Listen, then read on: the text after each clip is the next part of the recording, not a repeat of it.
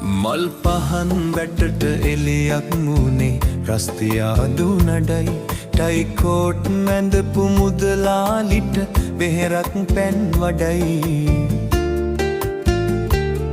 හොඳ වැඩක් වෙද්දි අතවිලි වැනි අවසානෙට හැඩයි මදු සඳෙන් බැහැලා කිරෙන් නාපු පුරෝහිතලා ගොඩයි මදු සඳෙන් බැහැලා කිරෙන් නාපු පුරෝහිතලා ගොඩයි